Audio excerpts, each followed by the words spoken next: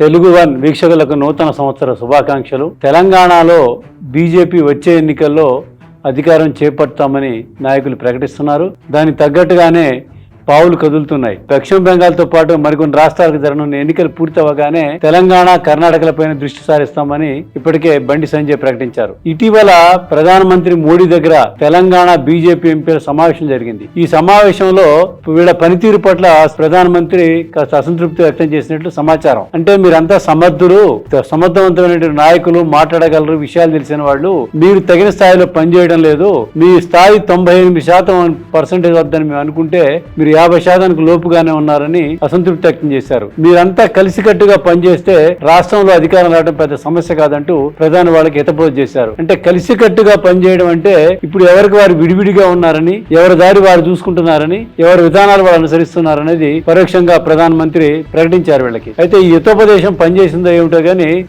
ఈ మధ్య కాలంలో కేసీఆర్ ప్రెస్ మీట్ పెట్టిన వెంటనే 2-3 నాయకులు మూకుమ్మడిగా దాడి చేశారు కేసీఆర్ మీద. అయితే మన టార్గెట్ కేసీఆర్, రేవంత్ రెడ్డి అనే దాని విషయంలో మాత్రం బీజేపీ వాళ్ళు క్లారిటీ లేకుండా పనిచేస్తున్నారు. కొందరు నాయకులు టార్గెట్ కాంగ్రెస్ అని, రేవంత్ రెడ్డి మనకు టార్గెట్ అని చెప్తున్నారు. కొందరేమో కాదు కేసీఆర్ బీఆర్ఎస్ టార్గెట్ అని చెప్తున్నారు. అంటే వాళ్ళ టార్గెట్ ని ఎంచుకోవడంలో ఇంకా ఏకత సాధించలేకపోతున్నారు. మరోవైపు మన పంచాయతీ ఎన్నికల్లో కూడా పర్వాలేదు, ఒక స్థాయిలో గెలిచారు వాళ్ళు. రేపు మున్సిపాలిటీలు, కార్పొరేషన్లు ఈ ఎన్నికల్లో మంచి ఫలితాలు సాధించాలని బీజేపీ ఇప్పటి నుంచే ప్రయత్నాలు ప్రారంభించింది. ఆయా స్థానాల్లో గెలవడానికి పార్లమెంట్ సభ్యులుగా ఉన్నటువంటి కొందరు మా నాయకులు ఇప్పటికే ఆ పట్టణాల్లో సమావేశాలు నిర్వహించి మన టార్గెట్ మున్సిపల్ ఎన్నికలంటూ, ఈ మున్సిపల్ ఎన్నికల తర్వాత రాబోయే కాలంలో అసెంబ్లీ ఎన్నికల్ని మనం దృష్టిలో పెట్టుకోవాలనే ఉద్దేశంతో వాళ్ళు పనిచేస్తున్నారు. అధిష్టానం కూడా లోక్సభ ఎన్నికల కంటే ముందుగానే జరిగేటువంటి తెలంగాణ అసెంబ్లీ ఎన్నికలపైనే దృష్టి సారించే పరిస్థితులు కనిపిస్తున్నాయి. తాజాగా కేరళలో తిరువనంతపురం కార్పొరేషన్ ని